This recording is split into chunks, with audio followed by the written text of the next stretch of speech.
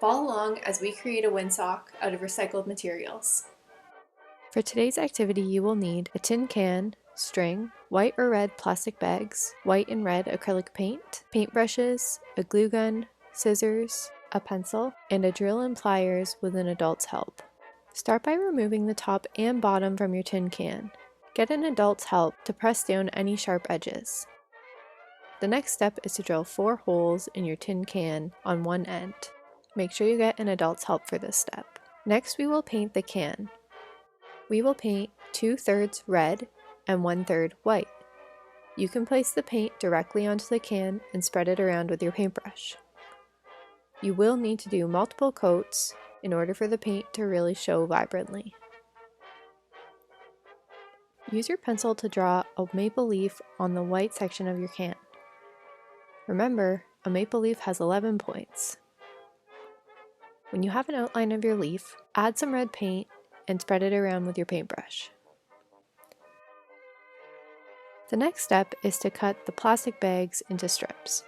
First, we will open the plastic bags by cutting them along the sides. Then, cut the plastic bags in strips all the way down in order to get long tails for your windsock. These don't have to be perfect, as when they are blowing in the wind, you will not notice imperfections. It is important to cut tails of different lengths. Using your glue gun, add a touch of glue to the bottom rim of your can. Take a tail strip and attach it to the glue on the bottom of your can. Repeat this process until you have achieved a rim all the way around the can of tails. For this project, it took 2 plastic bags.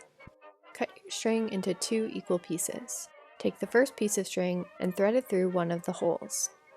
Tie a knot on the inside of the can so that the string will not fall out of the can. Using the other end of the same piece of string, thread it through the opposite hole across the can. Tie a knot in the end. Repeat this process with the other string. When both strings are attached to the can, you can add a key ring to hold them in place at the top.